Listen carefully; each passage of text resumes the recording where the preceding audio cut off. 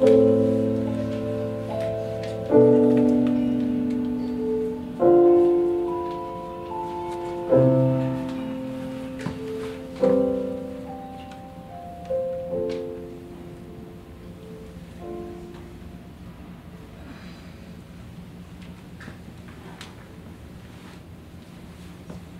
I was little, I had a cassette player. Once I discovered that I could record things, I began recording conversations, noises, play dates, even family dinner parties. And that is how I started collecting memories.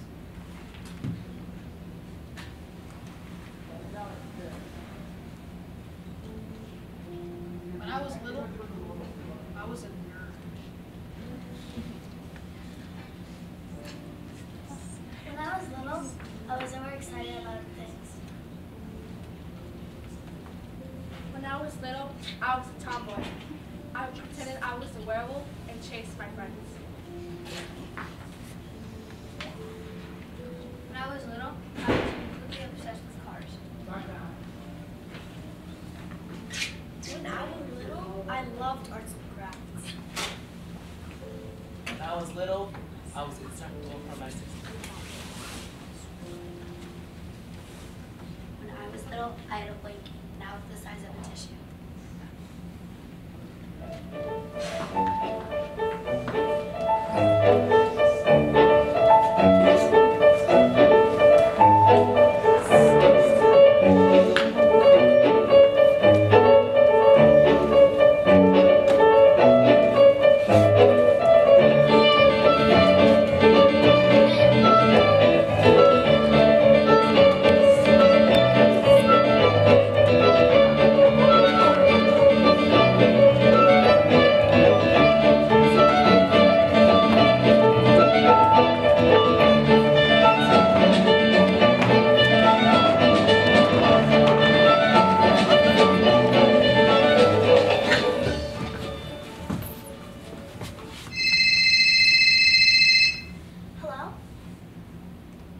When I was about 6 years old, I had no idea what I wanted to be when I grew up. I just liked grown-ups and all the different kinds of jobs they had. All my thoughts were jumbled in, and I just couldn't decide what I wanted to be. First, I wanted to be an astronomer and stay up all night watching the stars through a telescope. Then, I wanted to be a captain of a ship. I'd stand on the bridge with my feet set firmly apart, just like a real captain. Then, I wanted to be an artist, but the kind that draws the white strips down the middle of the street to guide the traffic. Then, I had a good idea to become a brave explorer and travel all around the world. But the next day, I was all set to become a boxer.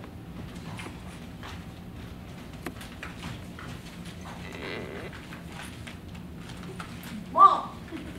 Mom! Yes. Buy me a punching bag. What for? So I can practice. I want to be a boxer and win all my fights. Will you get it for me? How much does it cost? Not much. Just about $100 or $300. No way. That is way too expensive. You'll just have to deal without it. Oh wait, I have an idea.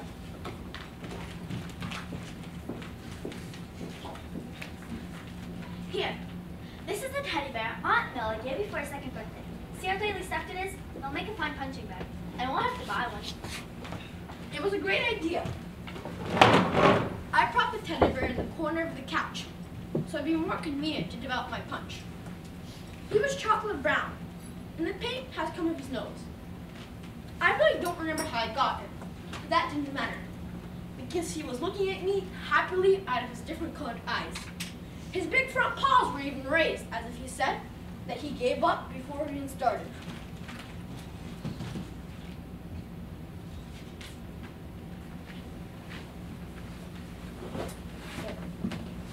Then, I remembered the time when the teddy bear was my best friend. I played with him, slept with him. I'd set him on the table when I ate. defend it from my school. I just wrote bedtime stories. My biggest secret, right, is still lovely here. I love you with all my heart. Here he was, my best childhood friend, laughing at us with the color eyes.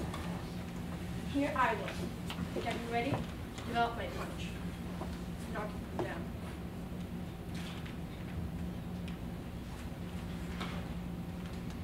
What's the matter?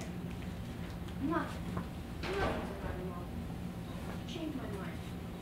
I realized that I'm never going to be a boxer.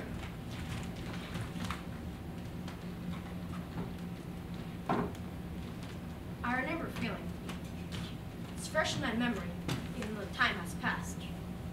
Turns out, love can also be recorded. And sometimes, I just try to reach for it.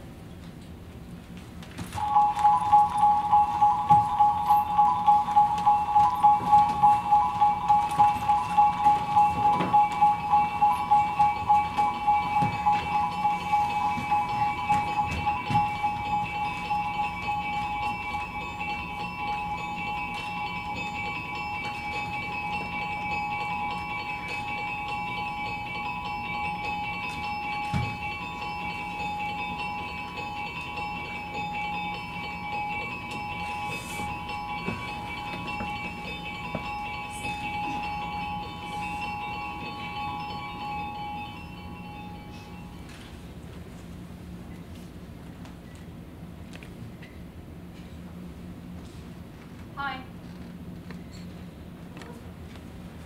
Hey, How's it going? great. Billy, I'm fine. You? I've been meaning to write to you for a while. Cool. Delete. Why didn't you?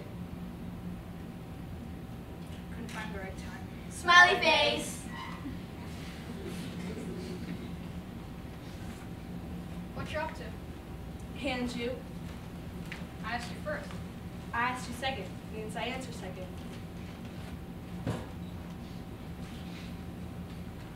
I just listened to a song. A, B, C, la, la, la. Made me think of you. Cool. That's my favorite band. What else do you think we have in common? I don't know. It's gonna sound stupid. Come on, tell me. You promise you won't laugh? Of course not. Tell me. When I'm outside, I try to step in the cracks between the sidewalk plates. You know what I like to do? Compete with my dog. How do you do that? Oh, well, you see, I go to the grocery store, I buy 2 drumsticks, I throw them in the oven, I give one to my dog, and we see who can finish first. That's funny. LOL.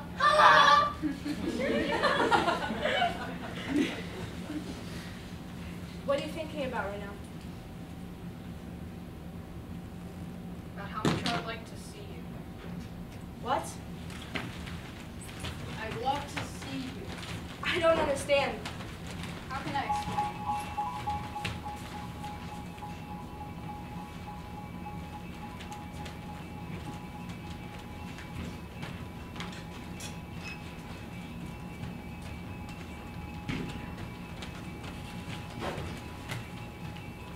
I'd love to see you too.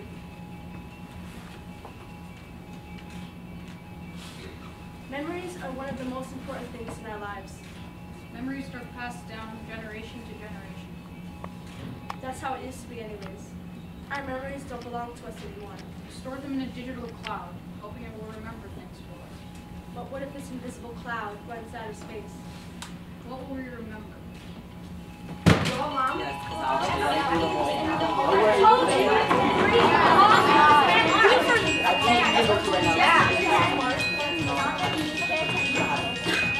Yes. Yes. No. Wait, what? No. Yes. Are you okay? Maya, long time no see. Wow. Hi. What, you don't remember me? It's Josh from school. Sorry, not really. What, you don't remember me? We used to take tennis on Tuesdays, no? Yeah, I took tennis once. Yeah, and we had that trainer, Michael, right? Well, the trainer's name was Jacob. But okay. Oh, and do you remember how we used to have that teacher, Tamar? We used to cheat on all of our exams.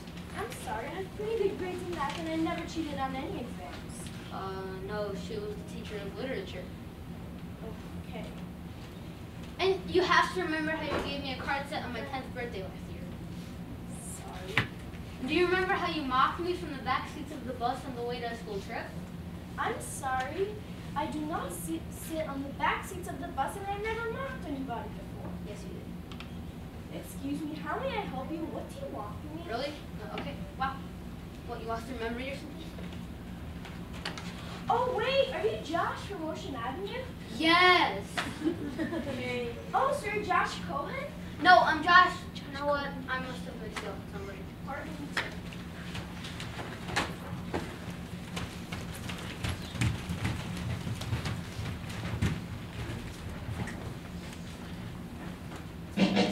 Ladies and gentlemen, on tonight's How We Met talk show, we welcome our very first couple. Please give them a round of applause.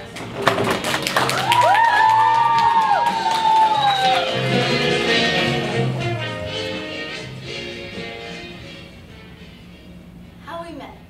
How we met. Just a random coffee shop. It was one of the most talked about events in town. I wore my very best suit.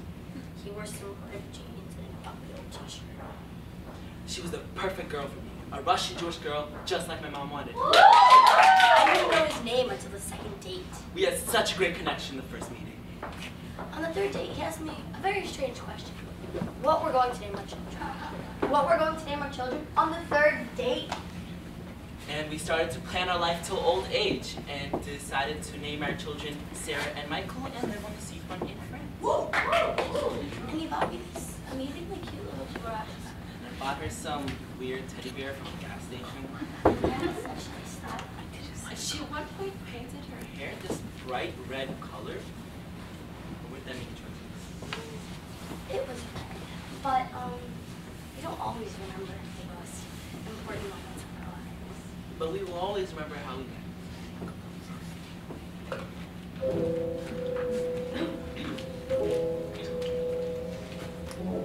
You know how old people like to tell the same stories and memories all over and all over again?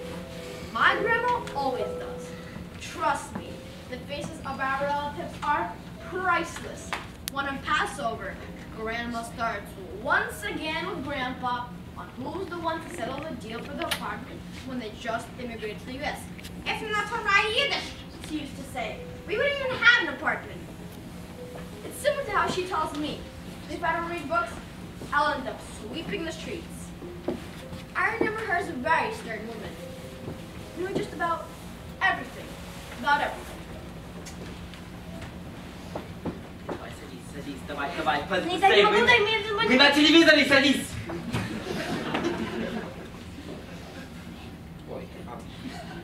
What changed in the last 40 years? I'll tell you. Everything changed. Then we were young and completely free. Free? When? Now? No, then when the kids were just born, we traveled so often. Oh yeah, when the kids were born, we can travel. No, when the kids left and finally went away, it was practically impossible to travel. With ours, that's for sure. How did you even think of naming our child Michael? You knew he was going to be such a trouble. Yes, just like I knew we were never going to live on the seafront in France. Wait, when then? No, now when I sit on the Coney Island beach next to similar opera stars, I name to Michael so he remembers where he comes from. What a cozy home we have. What? When? Now? Yes, now. It's a very cozy, cluttered home. Again, you're going to bring up that chiburashka I gave you 100 years ago? Yes, but live with the rest of the stuff that you will never let me throw. He doesn't let me throw anything. Wait, when then? No. Then, when there was a bright pink future. Yeah. By the way, about that bright pink future, when are you going to change your 70s rock star look? When we were young? No, now, when you're old and you're 70. When then? No, now. Where? What now? Then. Oh, let's inherit for our children to always remember. What? Eh. With you always.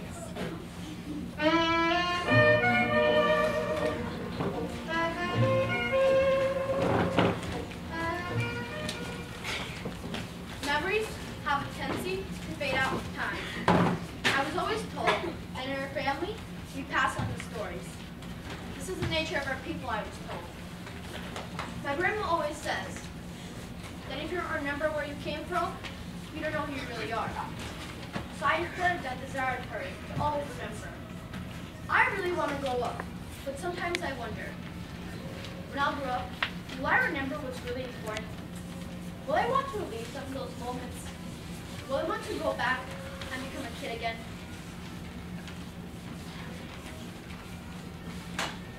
In my next life, I want to live my life backwards. You start dead, and you get that out of the way. You wake up in an old people's home, feeling better every day. You get kicked out for being too healthy. Get out! You go collect your pension, and you start work. On your first day, you get a gold watch and a party. Woohoo! You work for 40 years until you're young enough to enjoy your retirement. Then you party and you drink alcohol. Then you start school. You're a kid. You play. You have no responsibilities. Then you're a baby until you're born. You spend your last 9 months in luxurious spa-like conditions with central heating and room service. Larger quarters every day. You get smaller and smaller until you're an egg itself. And this is it.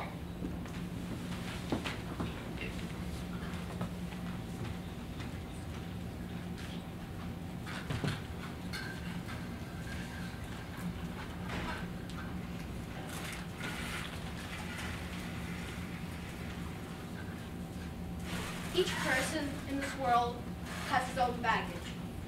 Baggage that we collect in the course of our lives. Baggage that will remain with us whether we wanted to or not. Some things are passed down from our parents, and some things we put into ourselves. Some things taken by accident or vice versa. Often, things that we want to keep just unfortunately don't fit. And sometimes we just have to pause and Dear me in the future, please remember where you placed those recordings. You may want to listen to them one day. Dear me in the future, please don't forget that your family is all you need. Dear me in the future, please don't forget you have a home. Dear me in the future, please don't forget the things you love. Dear me in the future, please don't forget that who you are is in your hands. Dear me in the future, please don't forget. The important things in life are not within your phone. You don't need LTE to connect. Dear me in the future, please don't forget. The stories that you hear from your parents are worth remembering. If not you, who will pass them along?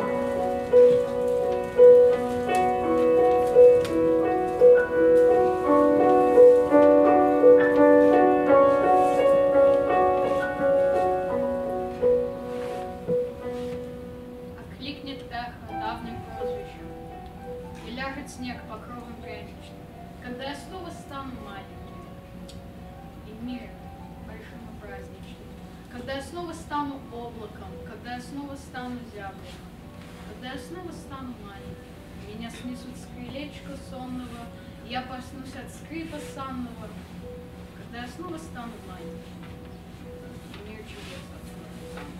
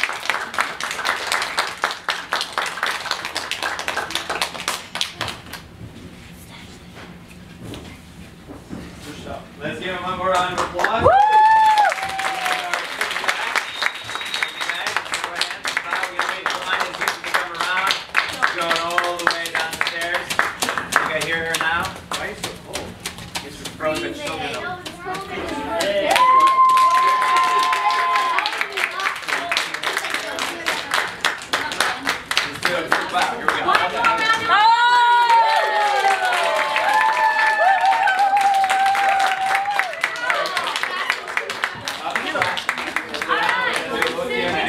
of Hi all. Thank you so much for coming once again.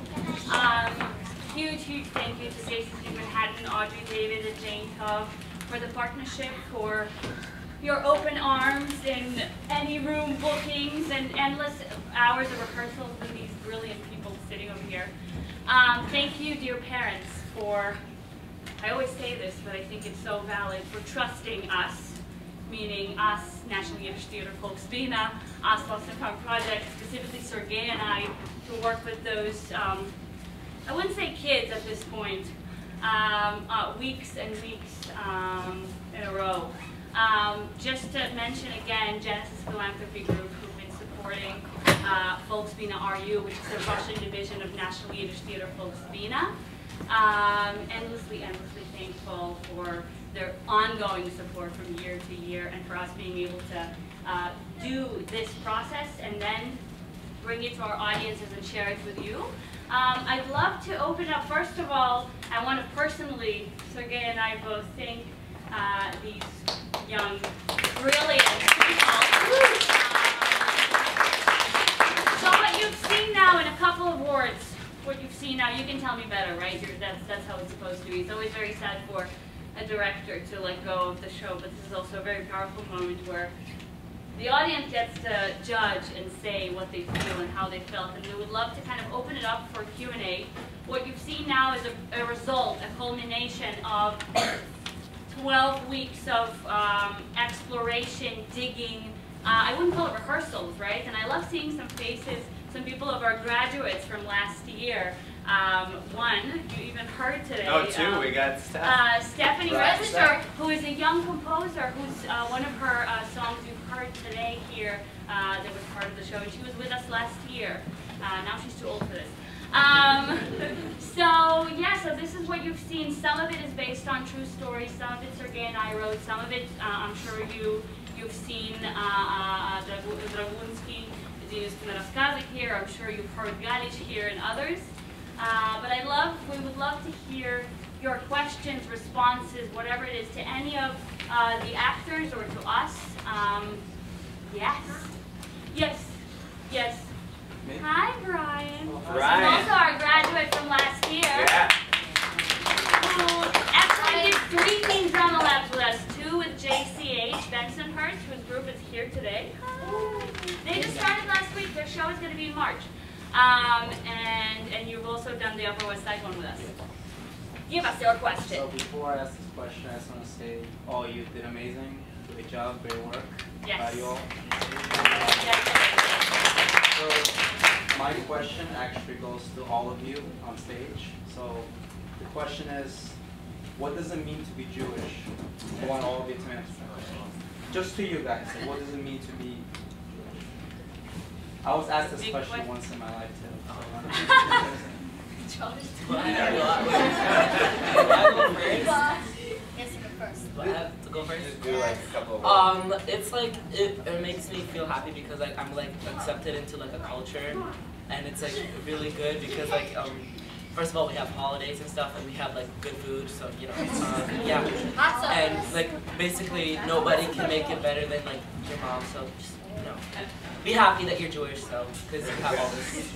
And eat that Jewish food. Yeah. Yes. Jackie. Kind of more like unique because of the other holidays we get to celebrate. And Matzo. There you go. It's cool to be Jewish, and you're awesome. I don't know what to say. Sounds like Well, I think being Jewish involves being proud of what makes you different. Because throughout the years we've been persecuted, we've been pretty much everything there is on the list, and I think that to be Jewish you have to be proud of the fact that we all made it through, most of us at least, and I think it's just great to be part of this never-ending culture. I believe that being Jewish isn't about eating food or, you know, sorry, eating food or like talking about how it's amazing to be Jewish. It's about striving because we've been through so much, like Ariel said, and we deserve to be acknowledged. And it's about culture and about being around people who are also been through the same thing that you have. I feel like being Jewish makes you a unique person, not only in your school, but also in your Jewish family. I think that my teammates perfectly phrased what I believe as well. I just want to add that it's about almost remembering our history and remembering just for me, it's more We knew that with that last poem, there's going to be tears in the audience. So that's what we're hoping for. it's about being part of like a bigger family, a bigger tribe, knowing that you belong in more places than just your family and just your friends. Like you belong everywhere in the world. Oh, there's only 16 million of us, so there's only 16 million of us, so it's good that there's like a room of Jewish people. I want to take that question a little bit to the next level to also explain what you've seen here today. I think this is something that Sergey and I did before starting to develop this show. And when we also develop the curriculum, you know, for the year ahead, we think of we try to answer that question, what it means to be Jewish. For the community we're working with, for the people we're trying to engage, what are we trying to achieve? And we realized that this year, being Jewish means remembering. And so we started exploring this topic of memory and what it means to us personally, how do we relate to that, what it means in terms of our family, and also what it means in terms of our people, collectively, right? And this is what you've seen today, little snippets of what it means for us to remember and what it takes sometimes to remember. Yeah. More questions? Yes? Questions and comments. So, how old are you? How old are you? Is there one age or are you all different ages? There's a good. What Yeah. age? 11, 12, 11, 14, 13, 11, 25. He really is. 14. So, I'm 12. We switched ages. So I am once again wowed at this program and what you guys did, what you young people did, and does any of you have acting experience? Have you acted before? Well, I acted last year. Is anybody professionally? Is anybody like taking separate acting classes? My brother. Well, we have two dancers here, right, and actors as well, the Price siblings. And also Mr. Noodleman over here dances professionally and acts, right? With Josh, you've been taking some tutor classes, right, with an acting teacher? Right, with the eye. So, come. Yeah. And I only say that because the level of, I want to say professionality or professionalism in your acting is remarkable for the time that you have spent in this program. So I thought that it maybe was carried from some other place and time because it's too good to really see it.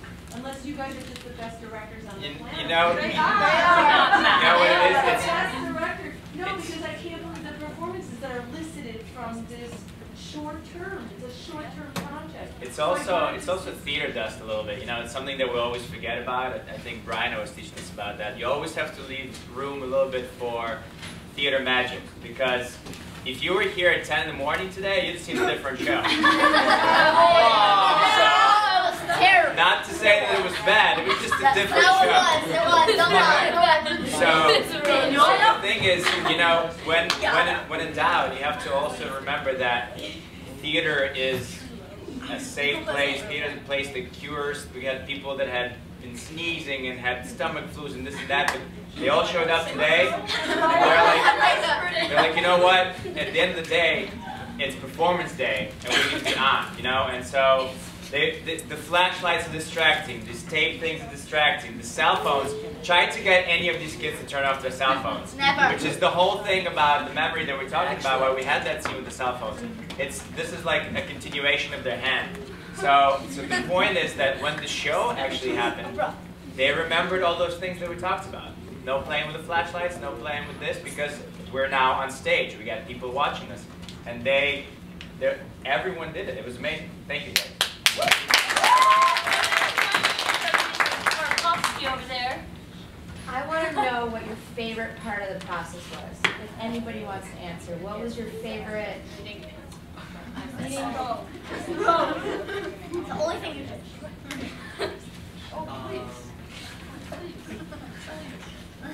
Anybody? What's your favorite process?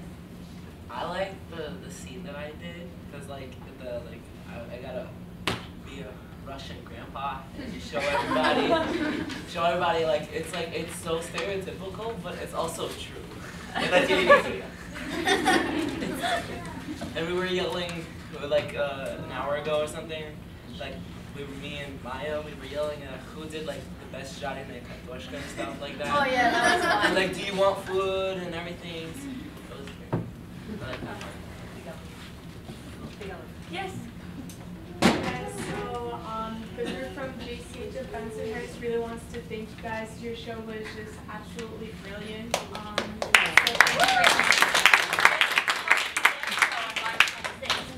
Right, and so as we're preparing for our own show, we just wanted to ask you about how you came up with the theme, how, memories is one common theme that you have, and just kind of how you related to it on a personal level, how you were able to intertwine your identity as Jewish individuals into this massive identity, and memories interlocking together.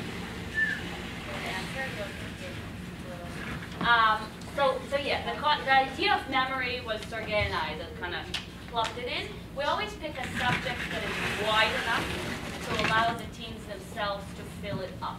Certain things that you've seen here again were written by us. Certain things were written by genius authors, and some of the things here were brought in by the teens themselves. The part in the beginning where they were little, we did a whole session on that. Basically, those 12 weeks that this is a consolidation of those 12 weeks.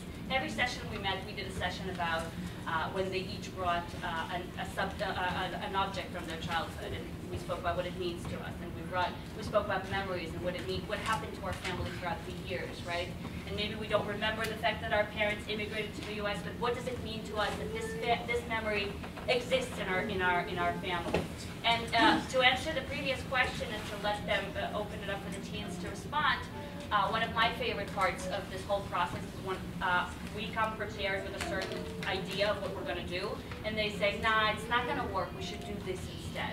And this really works because essentially this scene, Ariel's like, yeah, I do that a lot. He does. But it's good because he challenges us, and we find ourselves in this situation where we construct a show together with brilliant people who are 11, 12, 13 years old who know better how to do a transition or how to tell a story. Right, just to add to that, as opposed to us teaching them and telling them, like, this is what the show's going to be about. They come in here every Saturdays when the class is, and they come in and they have topics that they don't talk to anybody else about. They want to say, this is something I can share only with you guys because you guys are made of the same cloth, And so we see what they're bringing in, we see what they're talking about, and we're realizing that a lot of what they're talking about is, they're trying to do a caricature of what their babushka is like, or they try to do a thing of like, this is what we do in the holidays, and we're like, all right, you guys are remembering all these things. Which when you send them out to like everyday life, it's like their friends are Americans. They're most of the surrounding is here in New York. So it's like, oh, this is the stuff they can draw on. We can do on this. We can do memory. Let's try and do this. And so then we had them bring in. She was talking about her blanket that is now the size of a tissue. So what we had them do is we say, what is the thing that you guys had when you were little that you couldn't live without? And for instance, for me, I remember when I was 13. I immigrated when I was 13, and I had a collection of toy cars, right? Toy cars was my thing. And so I couldn't bring all of them here. I could only take one toy, and I brought this little tiny tow truck. And I still have the tow truck, and I never pick it up or play with it, but it's just there. And I see it when I walk by, and I walk away. It's an orange toy truck, and I'm like, that is the thing that associates for me with memory and immigration and all that stuff. what do you guys have? And they all brought an article. They all had a story about it, you know? So that's how memory came about as a topic. So when we do our thing, we'll figure out something that's interesting for you guys, and we'll make sure to put a line to it. Yes. Yeah, and I want to thank you on the part of babushkas, of grandmothers and great-grandmothers, and also the parents, because what you are doing make our ties with our grandchildren, who are Americans, so much closer, so much stronger. Thank you very much.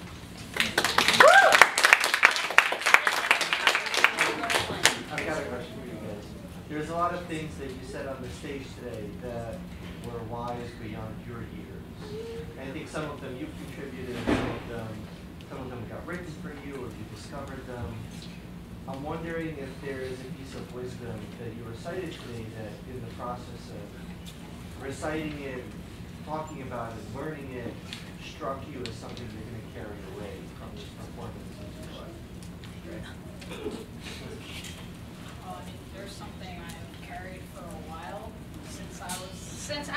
since my brother was born, mainly. There's this moment about the fact that we don't really own our memories anymore, and I felt that way with Russian for a while as a language, and it's partly my parents sort of hammered it into me.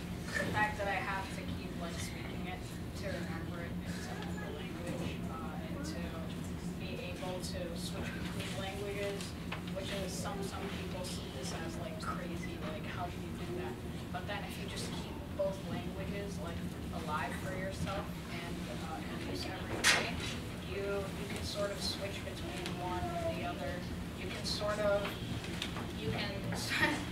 sort of speak one in a different accent. Things like that. That's the thing, the last poem, we actually were like, okay, how are we going to translate Yiddish into English? We're going to have to make it good. And Ariel was just like, no, I'll just do it in Russian. And we were like, yes, do it in Russian. We were actually worried about it. We gave it to him, don't worry, we're going to translate it. We're just giving you it a little early so you can read it in Russian. No. It's like, why would I do it in English? I just do it in Russian. We're like, okay. Yes. I have a question. As a mom, I see Josh here, and I see him in a completely different light. The things he says or the way he acts. So, to me, I understand that once you are guys young actors, you get, do you find that you become different, or is it still like you? Do you find a new character while you're performing and you become somebody else? I think that personally, you come into this group and you see other people and the way they behave, you kind of want to fit in, but then you realize that there's no reason to fit in because you're all going to be friends. And so I feel like when you walk in, you're the same person, but you're acting as somebody else. I feel like the personality, it's you as a person. You're not a different person, you're more of a person almost. Because you have more experience almost. It's kind of like that, but you are different because well, for my part, especially because I had to become a grandparent, and that's that's not who I usually am. I kind of have to go a different person.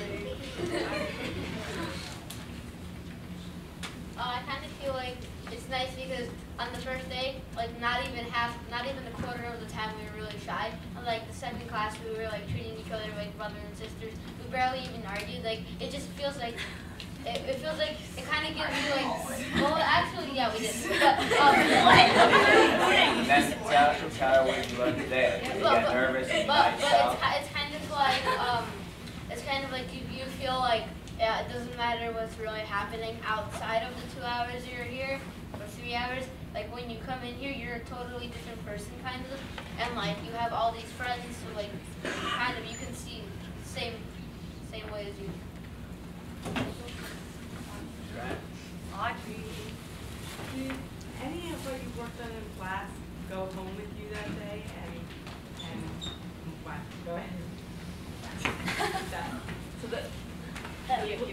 me? Oh, me. Okay. So I would say yes, because I usually do remember the things I do. And yes, no, I forget too many things, okay? I forget too many things. And I remember a lot of it because I mostly like going here a lot. And I guess I mentioned it before. Did it? it? I'm sorry. I remember this. Did it spur conversation at home? Were there things that you talked about in class or you worked on with yourself that caused you to bring up at home with your parents? In a way, I feel like sort of whenever I do anything that relates to Russian, Jewish, etc., the whole sort of field, like when I was little, I always pictured like Russia, and back when my dad was little, in black and white, because that's how you see the photos, that's how you see anything back then.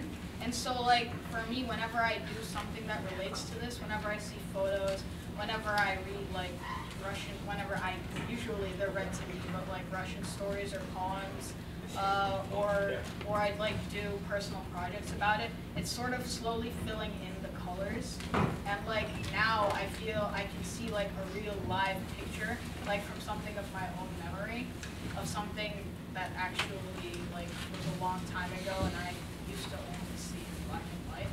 And sort of everything I do here, I think about it at home, and it helps me fill in the things.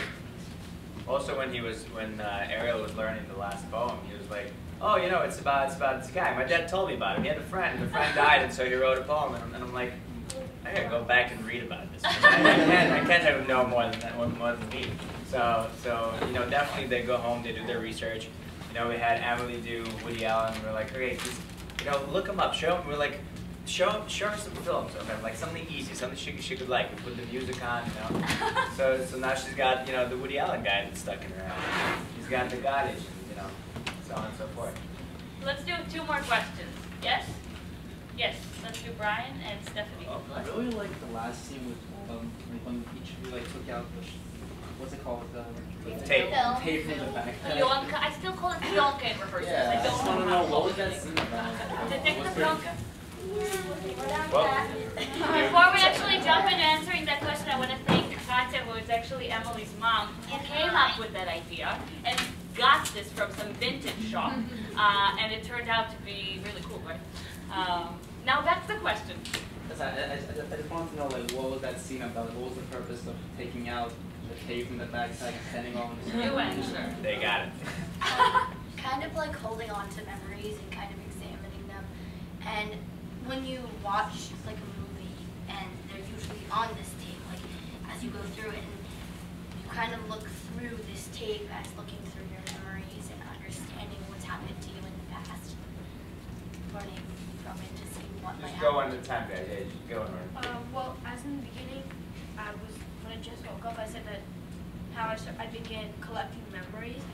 I had this cassette recorder, and it's almost like this is like filled with a cassette recorder and all these memories that I collected throughout my years. I'm just saying, throughout my years, and it's almost like I'm looking through like these memories. I feel like it's kind of like this tape, how Maya said, that when you look at this tape, it's kind of like in a movie, and they use these tapes, you can see different scenes.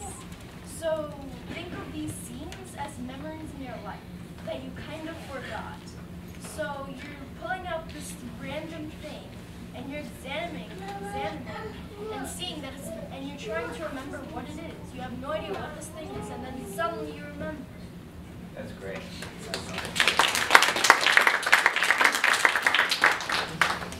Mark, that question do you have time? If you want.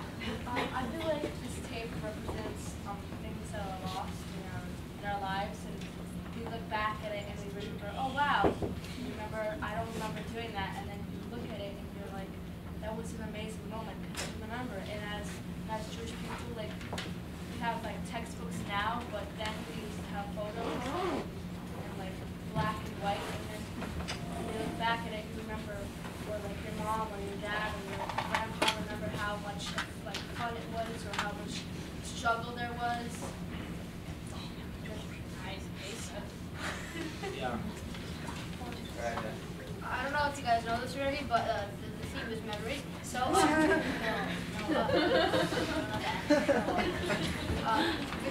basically, what we're trying to say is here that there's millions of memories that people used to store in their heads, but now that we have all these electronics and gadgets that that are never 6 inches away from our faces, basically, what we're trying to say is you're looking through all your memories, and then you can't understand what you're seeing here because you've been seeing all these gadgets, and all you do is take pictures without even really looking and understanding, and then finally you realize, oh wait, this happened, you know. It's almost like Josh was doing pictures, that's kind of what Lana said, the pictures, look through all the pictures that are stored, but not on the digital that's stored. Like. Guys, let's hear the last question. Okay. Yes. Emily, go. Sure. Okay. I'm gonna answer. So this is basically the memories inside your head. It's like your memories sort of contain this film, and when you look at it, you can just like see your memories, and then you like it's just confusing because like seeing your memories is not what you usually do. You usually like be in the present, sort of. Last question, Stephanie. Hello. Good job. I remember when I did the production last year, I was a lot more proud of my Jewish identity because the theme was your Jewish identity. So I was just wondering if you guys feel more comfortable discussing your past with your friends, or like you've seen the switch in your conversations with your family, or just the people you're close with. Are you more open about your childhood, or are you less embarrassed? Always have, always am, always will be. I mean, I just discuss it with like people. I mean, I stay in the same comfort range, sort of like. Of course, there's stuff I'm not gonna discuss. Like, I'm not just gonna walk up to my friend and start talking about the Holocaust. But like, in general, like I can reference something that happened to my parents like a long time ago, or something that happened to me a long time ago, and I sort of discuss that. Let's go from Daniel and this way this time. So I've always discussed like my past with everybody, and I always do that. There's like I don't think I should stop because like everybody should know about me. But but like one of the worst thank you. One of the worst things that I have to do all the time is during the holidays where I have to explain to everyone why I put a Christmas tree up because it's no big good. Because like, and then I have to explain to everybody, oh yeah, I put a Christmas tree up instead of like for Christmas when I put it for no big good. And we do exactly the same thing, but it's on no big good because like we come from the USSR and we This will probably go down as the biggest problem of the Russian Jews in America is explaining why we buy the Christmas tree on the eve of 25th. Because it's $20 cheaper and because we need it for New Year's. But Christmas is over. Don't worry, it's just starting. Till the 13th. I've never really, I like, as soon as I learned that the topic was kind of being, like last year the topic was kind of about the Russian Jewish thing, but I really didn't understand what they were saying till like we started actually doing the show, and now I'm still not going to be really open up to like friends that aren't really close, but like with these people here, yeah, I feel more open to like talking with them. Not other people. All right, you guys. Once again, thank you, Genesis.